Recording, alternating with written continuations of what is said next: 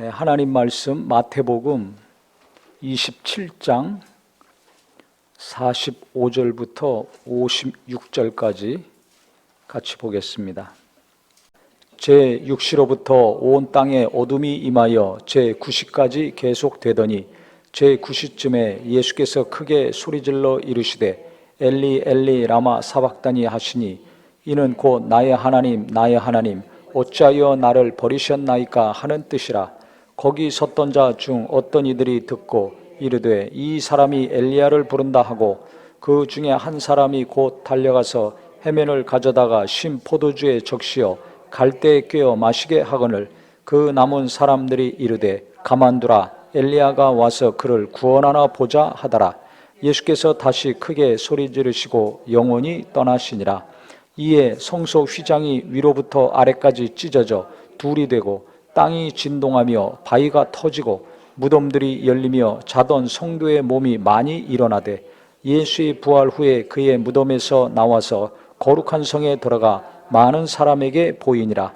백부장과 및 함께 예수를 지키던 자들이 지진과 그 일어난 일들을 보고 심히 두려워하여 이르되 이는 진실로 하나님의 아들이었도다 하더라. 예수를 섬기며 갈릴리에서부터 따라온 많은 여자가 거기 있어 멀리서 바라보고 있으니 그 중에는 막달라 마리아와 또 야고보 요셉의 어머니 마리아와 또 세베대의 아들들의 어머니도 있더라. 아멘.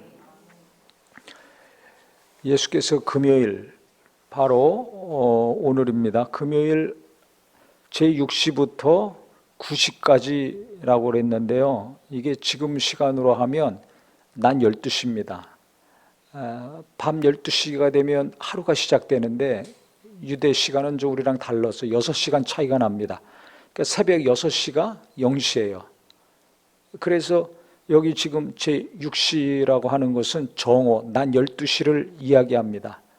그러니까 아침 9시에 제3시에 십자가에 못 박히셔서 오후 3시에 예수님께서 육체에서 영원히 떠나셨어요. 죽으셨어요. 6시간 동안 십자가에 매달려 계셨는데 성경에 있는 대로 낮 12시부터 무슨 일이 벌어졌는가 하면 온 땅이 어두워졌습니다. 그러니까 후반 3시간은 깜깜한 거예요. 그러니 거기 있는 사람들이 얼마나 무서웠겠어요. 그래서 제9시쯤 됐을 때 오후 3시가 된 거죠. 마지막 순간이 됐을 때 예수님이 크게 소리를 질렀습니다. 엘리 엘리 라마 사박다니 그랬어요. 엘리는 하나님이란 뜻입니다. 히브리어로 엘리 엘리 라마 사박다니. 나의 하나님 나의 하나님 어찌하여 나를 버리셨나이까. 그리고 이제 예수님이 성경에 보면 영원히 떠나셨다 죽으셨다고 그랬습니다. 그런데 예수님이 죽으신 다음에 첫 번째 이 땅에서 일어난 일이 무엇인가? 여기 지금 몇 가지가 자세히 기록이 되어 있는데요. 51절에 보면 50절부터 보면 예수께서 다시 크게 소리 지르시고 영원히 떠나시니라. 죽으셨을 때 첫 번째 일어난 게 51절에 기록이 되어 있습니다. 이에 성소 휘장이 위로부터 아래까지 찢어져 둘이 되고 그랬습니다. 첫 번째 일어난 일은 뭐냐면 휘장이 찢어졌어요. 위에서부터 아래로 휘장이 찢어졌다고 그랬습니다. 이건 누가 찢은 겁니까? 사람이 찢었으면 밑에서부터 찢어지죠. 이 휘장은 성소에 있는 겁니다. 성소와 지성소에 쉽게 말하면 커튼이에요. 가림막입니다. 이 막이 찢어진 거예요. 위로부터 아래로까지. 하나님이 찢으신 거죠. 그 다음에 무슨 일이 일어났냐면 성경에 있는 것처럼 땅이 진동하며 바위가 터지고 그랬습니다. 지진이 일어난 겁니다. 무덤이 열리고 자던 성도의 몸이 많이 일어나대 죽었던 믿음의 성도들이 부활했습니다. 다시 살아났습니다. 그 다음 예수 부활 후에 그들이 무덤에서 나와서 거룩한 성에 들어가 많은 사람에게 보이니 예수님도 이제 사흘 만에 부활하셨는데요. 그때 그 사람들도 같이 계속 살아서 예루살렘 성에서 이 사람 저 사람에게 보였다는 겁니다. 이것을 보고서 백부장과 함께 예수를 지키던 자들이 지진과 그 일어난 일을 보고 심히 두려워하여 이르되 이는 진실로 하나님의 아들이었도다 하더라 하고 했습니다. 하나님의 아들이 아니면 어떻게 다시 살아날 수 있겠어요? 일반 사람 같으면 어떻게 이런 지진이 일어나고 무덤이 열리고 죽은 자가 다시 살아나고 하는 일이 일어나겠어요? 있을 수가 없거든요. 어떻게 3시간 동안 대낮에 제일 해가 쨍쨍하게 뜰 때 12시부터 오후 3시까지 깜깜하겠습니까? 해가 빛을 잃었습니다.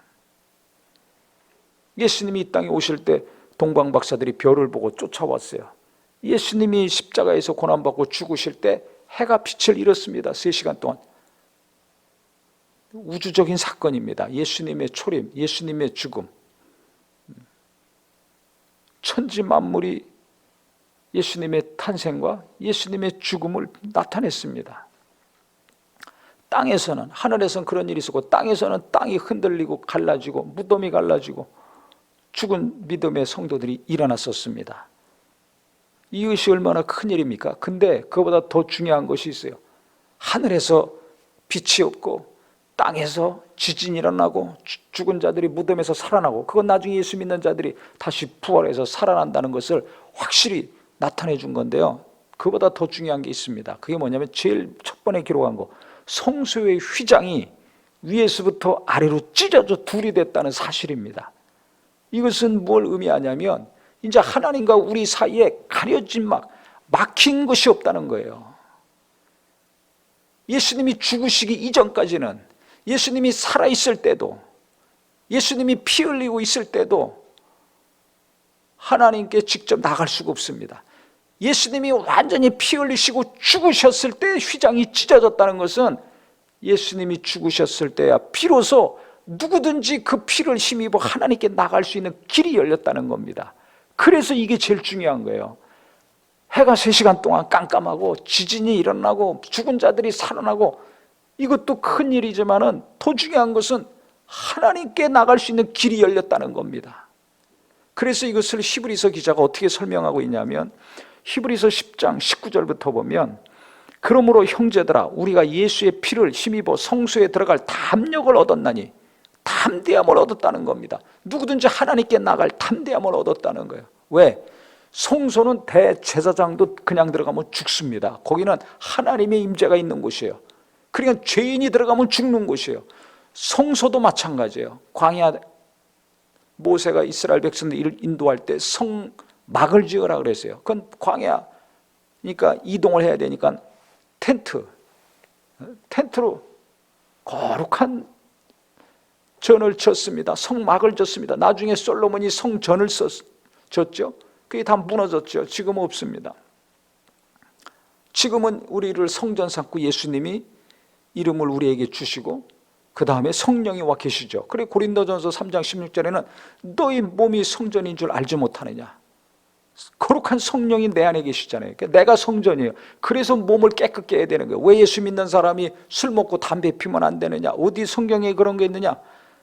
그 먹고 싶은 사람들이 핑계대는 거죠. 성전인 것을 알면 술이고 담배고 음란한 것이고 바람 피는 것이고 더러운 것에 자기 몸을 함부로 쓰지 않습니다. 요새 순결 의식이 없어졌어요. 교회 안에. 과거에는 청소년들, 청년들 순결 행사 의식 이런 거 많이 했습니다.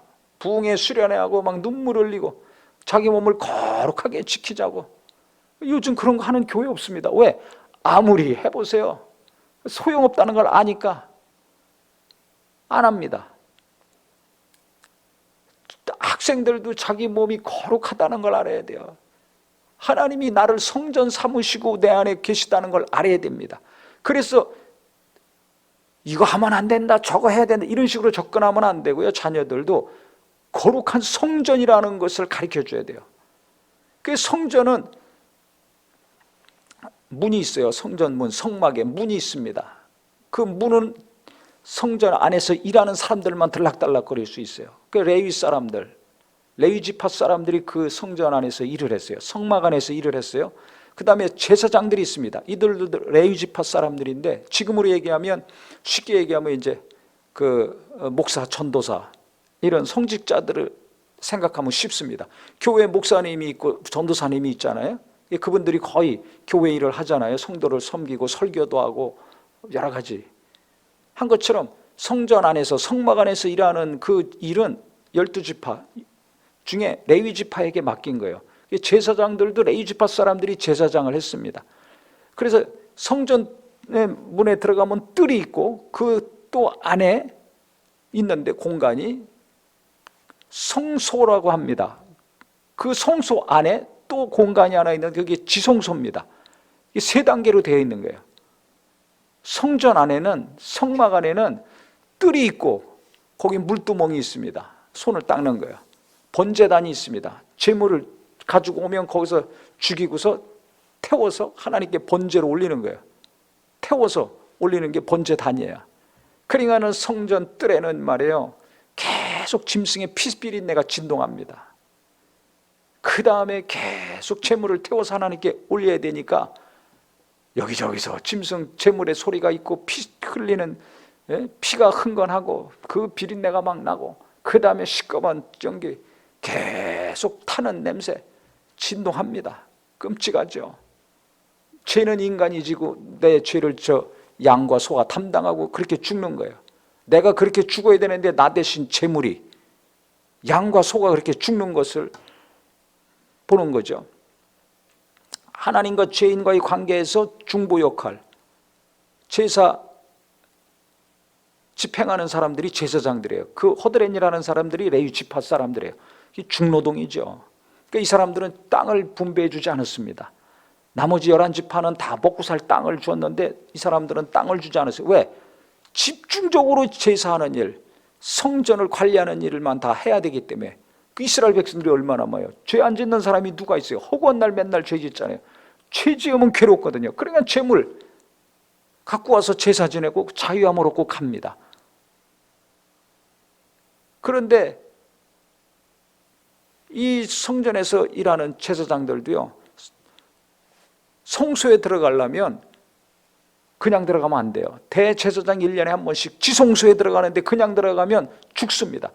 제사장들이나 대제사장이나 그 성전 뜰을 지나서 성소가 있고 지성소에 들어가려면 다 자기 죄를 속하는 피 흘리는 제사를 지내고 들어가야지 살 수가 있습니다.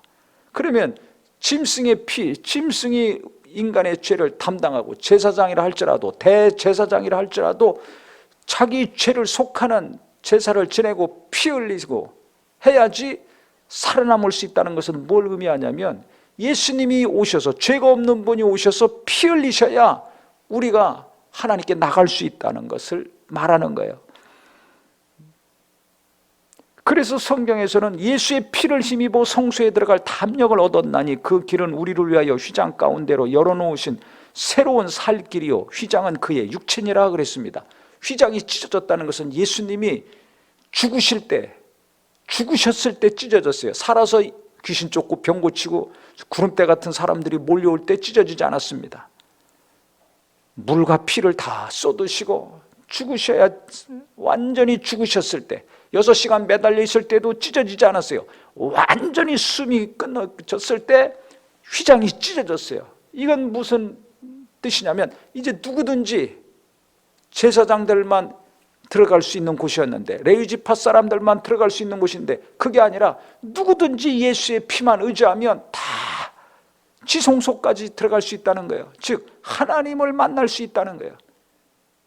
제사장을 거쳐야 하나님을 만나고 그들을 거쳐야 용서함을 받고 했는데 이제 그 일을 할 중간이 필요 없어요. 중보가 필요 없어요. 중간 역할하는 분은 오직 예수님이 다 하셨어요. 육체를 찢어 피 흘리심으로 말미암아 우리의 죄를 다 해결하시고 휘장을 아예 찢어버리셨어요. 이제 제사가 필요 없는 겁니다. 그래서 제물도 필요 없는 겁니다. 그래서 예배 때 짐승 들고 올 필요가 없어요. 제사하는 것이 아니라 우리는 그 구원을 감사해서 하나님을 찬양하고 경배하고 예수의 피를 힘입어서 예수 믿는 믿음만 있다면 누구든지 하나님 만날 수 있는 거예요. 그래서 새롭고 산 길이 열린 겁니다. 새로운 길이 열린 겁니다. 그 이전에는 짐승을, 제물을 가져와서 제사 지내야지 하나님 만나고 제사함 받고 자유를 얻었는데, 평안을 얻었는데, 이제 예수가 오셔서 그거 다 필요 없게 하셨어요. 율법을 완성하셨어요. 그래서 예수의 피를 힘입는다는 것은 뭐예요? 예수를 믿기만 하면, 어떤 예수? 내 죄를 담당하려고 육체를 입고 오셔서 내 죄 때문에 짐승들이, 소와 양이 죽은 것처럼 예수님이 완전히 죽으시고 피를 흘리셔서 그 피로 내 영혼을 깨끗게 하신 이것을 믿는 사람들, 이 믿음이 있는 사람들, 예수의 피가 있는 사람들, 이 사람들은 누구든지 하나님 만날 수 있다는 겁니다. 언제 어디서든지 하나님 만날 수 있다는 겁니다. 어떤 죄를 짓고 어떤 악을 행했달지라도 예수의 피를 힘입고 회개하여 나온 사람들은 누구든지 담대하게 하나님께 나갈 수 있다는 거예요. 죄 때문에 두려워서 벌벌벌 떨 필요가 없다는 겁니다. 재물 가지고 올 필요도 없어요. 돈다발 싸들고 온다고 죄가 해결되는 것이 아니에요. 기독교도 타락했을 때는 돈 가져와야지 용서받는다고, 구원받는다고 이렇게 했습니다. 근데 그게 다 아닙니다. 예수를 믿기만 하면 누구든지 하나님께 나갈 수 있어요. 예수의 피를 힘입으면 누구든지 다 천국에 갈 수 있다는 얘기예요. 그래서 예수의 피가 중요한 겁니다. 왜 예수의 피 하느냐? 그 피만이, 피에 생명이 있고 그 피가 우리 영혼을 살리기 때문에 그렇습니다. 죄의 삭은 사망이란, 내 영혼이 죽었는데 살리려면 피가 필요한 거예요. 죽었으니까 생명이 필요하잖아요. 생명은 피에 있습니다. 그래서 예수가 오셔서 피 흘리신 겁니다. 그 피를 힘입는 자만이, 예수를 믿음으로 그 피로 깨끗함 받은 자만이 하나님께 나갈 수 있고 하나님을 만날 수 있는 거예요. 그러니까 예수께서 휘장을 다 찢으신 거예요. 하나님이 찢으신 거예요. 그래 예수님이 오셔서 살을 찢으시고 피를 쏟으신 겁니다. 그래서 누구든지 이제는 길이 뻥 뚫렸어요. 고속도로가 뚫린 것처럼 하나님 만날 수 있는 길, 천국 갈 수 있는 길이 다 활짝 열려 있습니다. 뚫려 있었습니다. 예수님이 이 땅에 오시기 이전에는 꽉 막혀 있었습니다. 그런데 그게 뻥 뚫렸으니까 이제 또 오라는 거예요. 누구든지 수고하고 무거운 짐진 자들아 다 내게로 오라. 이 죄 때문에, 저 죄 때문에 힘들고 괴로운 자들 다 내게로 오라는 거예요. 누구든지 예수의 피를 힘입기만 하면 하나님께 직접 나가서 은혜 받을 수도 있고 그 나라에 가서 영원히 살 수 있기 때문에 다 와라 이거예요. 진짜 무거운 짐은 죄의 짐입니다. 진짜 무거운 짐은 율법을 지키지 못하는 죄의 짐입니다. 이 땅에 살면서 여러 가지 무거운 짐이 있지만 그보다 더 무거운 거는 뭐예요? 죄입니다. 죄가 해결되지 않으면 천국에 갈 수가 없어요. 하나님께 갈 수가 없어요. 그래서 이 율법의 제사가 있을 때는 다 죄짐은 발발발 떨었습니다. 저주받을까 봐. 그러니 얼마나 감사해요. 지금은 예수가 오신 다음에는 예수의 피만 힘입으면 죄에서 자유함을 얻고 평안을 얻고 기쁨을 얻을 수 있으니 이게 얼마나 감사한 겁니까? 근데 많은 사람들이 이것을 악용하죠. 죄 짓고 아유 나 회개했어. 그러면 용서해 주시니까 나 예수 믿으면 구원받았어. 그러니까 괜찮아. 그러고 계속 범죄해, 계속 음란해, 계속 악해, 계속 교만해. 이거 예수의 피를 아주, 그래서 유행하는 말이 있었습니다. 값싼 복음이라는 단어가 오래전부터 떠돌았습니다. 너무 예수 믿는 것을 값싸게 여긴다 이거예요. 집 한 채만도 못 이기는 거예요. 아파트 한 채만도 못되게 생각하는 거예요. 가치 없게 생각한다는 거죠. 왜? 시도 때도 없이 죄 짓고 자기 하고 싶은 대로 사니까. 하나님이 기뻐하지 않는 거 그거 신경 안 씁니다. 내가 기뻐하고 내가 원하는 것만 신경 씁니다. 그러니까 정욕대로 살고 자기 욕심대로 사는 게 얼마나 많습니까?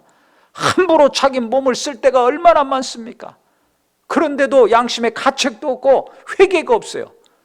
진짜 예수의 피가 귀하고 이 사망에서 주님이 살을 찢으시고 고난받으심으로 나를 구원하시고 그 길을 활짝 열어놓으셨다는 것을 깨닫는다면 함부로 살 수가 없습니다. 만약에 막 살았다면, 함부로 했다면 얼마나 괴롭습니까? 이 죄 때문에, 이 나의 죄 때문에 예수께서 이렇게 살을 찢으시고 피 흘리셔서 살 길을 열어놓으시고 휘장까지 찢으시고 내가 하나님께 나갈 길을 준비해 주셨는데 내가 다시 예수를 못 박는 게 되잖아요. 다시 피 흘리는 게 되잖아요. 그러니까 너무너무 괴로워가지고 예수를 다시 십자가에 못 박는 거라고 생각해서 막 가슴을 치고 눈물을 흘리고 회개하죠. 다시는 그 짓을 안 합니다. 그 행동을 안 하려고 몸부림칩니다. 그런데 내가 잘못 살고 있는 것에 대해서 가슴에 찔림이 없어요. 찔림이 없어요. 그냥 위로받고 평안을 얻고 도움받기만을 원하지 찔림이 없어요. 도리어 찔림 받아야 되는데 그래야 회개하고 온전케 되는데요, 찔리는 거 싫어해서 싹싹 비껴갑니다. 그러니까 성경 보더라도 위로받는 것은 좋아하고 설교도 위로받는 설교는 좋아하는데 뭔가 와서 팍팍 찔려서 내가 회개하고 변화돼야 되는 것은 싹싹 피해갑니다. 듣기 싫어합니다. 보기 싫어합니다. 건너뜁니다. 3,000명이 회개하고 오순절날 구원받았습니다. 어떻게 구원받았습니까? 베드로가 설교하는데 찔림받았습니다. 마음에 팍 찔린 거예요. 그래서 그들이 그럼 우리가 어떻게 해야 구원받는가? 우리는 예수를 죽이라고 했는데 어떻게 해야 구원받을 수 있는가? 너희도 각각 회개하라. 그리고 예수님 믿어라. 그리고 침례받아라. 그러면 너희도 성령을 받을 수 있다. 그랬습니다. 회개가 중요합니다. 누가 회개하는가? 예수님 사랑하는 사람이, 예수님이 살을 찢으시고 피 흘린 것이 얼마나 귀하고 귀한 것을 진심으로 아는 사람이 큰 죄건 작은 죄든 안 지으려고 자기 맘대로 자기 하고 싶은 대로 안 살려고 회개하고 몸부림칩니다. 괴로워서 눈물 흘리고 슬퍼서 눈물 흘리는 것이 아니라 자기 죄 때문에 뜨거운 눈물을 흘리고 애통해야 합니다. 나는 과연 내 죄 때문에 눈물 흘리고 기도하고 있는가? 나는 내가 지금 함부로 막 살고 있는 것 때문에 내 욕심과 탐심에 이끌리고 있는 것 때문에 찔림을 받아가지고 내가 가슴 아파하고 있는가? 자기를 잘 생각해 보세요. 다른 것 때문에는 그렇게 가슴 아파하고 다른 것은 그렇게 내가 속상해하면서 잠 못 자면서 내가 내 죄 때문에는 얼마나 내가 가슴 아파하고 있는가? 내가 하나님 뜻대로 살지 못하고 있는 것에 대해서는 나는 얼마나 애통해하고 있는가? 주님은 이렇게 살을 찢으시고 피를 다 쏟으셔서 살 길을 주셨는데, 구원을 주셨는데 내 힘으로 할 수 없는 거, 내 능력으로 할 수 없는 거, 내 노력으로 도무지 할 수 없는 거 이루어 주셨는데 나는 이것을 얼마나 귀하게 여기고 있는가? 아파트 한 채만도, 자동차 하나만도, 비싼 옷 하나만도 못 여기고 있지 않는가? 깨달으셔서 오늘 여기 성경에 있는 것처럼 우리가 마음의 뿌림을 받아 악한 양심으로부터 벗어나고 몸은 맑은 물로 씻음을 받았으니 참마음과 온전한 믿음으로 하나님께 나가자. 약속하시는 이 믿으시니 우리가 믿는 도리의 소망을 움직이지 말며 굳게 잡고 예수 믿는 믿음, 예수의 핏뿌림을 받아 깨끗해진 이 믿음과 영혼, 이거 끝까지 잘 지키고 예수 굳게 잡고 나가서 뭘 하냐? 서로 돌아보아 사랑과 선행을 격려하며 예수 믿었다고 방종하지 말고 내가 원하는 거 이루어달라고 그 이름만 찾지 말고 서로 돌아보라는 거예요. 구원받았으면 서로 돌아보라 이거예요. 그래서 사랑과 선행을 격려해라. 서로 사랑하고 위로하고 격려해라. 착한 일 많이 해라. 나눠주는 거 많이 해라. 너보다 못 살고 어려운 사람에 대해서 기도 많이 해라. 찾아가서 신방하고 도움을 주고 해라. 그 다음에는 모이기를 피하는 어떤 사람들의 습관과 같이 하지 말고 오직 권하여 그날이 가까움을 볼수록 더욱 그리하자. 언젠가는 우리를 데리려 다시 재림하실 것이니까 다시 오실 때까지 모이기 힘쓰라는 겁니다. 모이기 싫어하는 사람들처럼 하지 말라는 것입니다.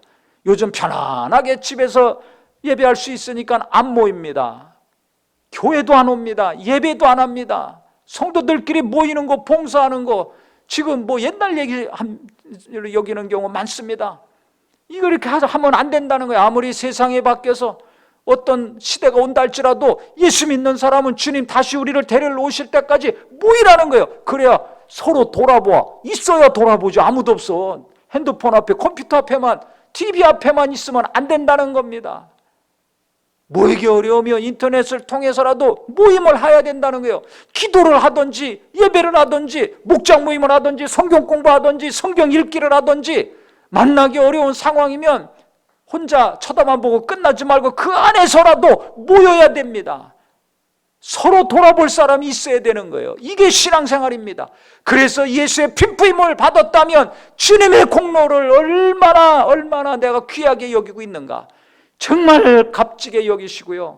그 다음에 이 믿음 일평생 꼭 붙들고 내가 살면서 서로 돌아볼 수 있는 이웃이 있기를 예수 이름으로 축원합니다. 이게 중요한 거예요. 계속 서로 돌아보아 뭐하냐? 네가 잘 사냐 내가 잘 사냐 맨날 이거 따지면서 괴로워하지 말고 사랑과 선행을 격려하라고 그랬어요. 서로 사랑하고 서로 격려하라는 겁니다. 왜? 내가 어려울 때는 누군가 같이 함께하는 사람이 있어야 그 사람이 나를 격려하고 붙들어주고 위로해 줄 거 아닙니까? 그래야 내가 살 수 있는 거예요. 아니면 누군가 어려우면 내가 그 사람 또 함께하고 해야지. 그 사람이 어려울 때 내가 기도도 해주고 도움을 주고 격려하고 붙들어줄 수 있는 겁니다.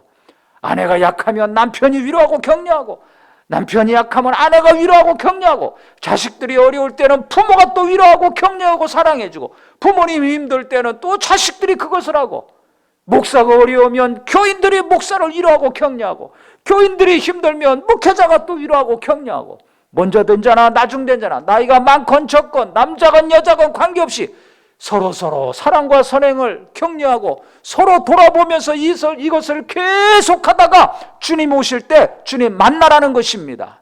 그 누가 신앙생활 잘하는 것이냐? 예수의 핏부림 받은 것을 감사히 생각하고 고맙게 생각하고 그 다음에 그 핏부림이 계속해서 이곳저곳에 이루어질 수 있도록 위로하고 격려하고 격려해서 나도 살고 너도 살고 안 믿는 자들도 우리의 사랑과 격려를 통해서 구원받고 영생 얻는 역사가 주님 오실 때까지 계속 이루어지기를 예수의 이름으로 축원합니다.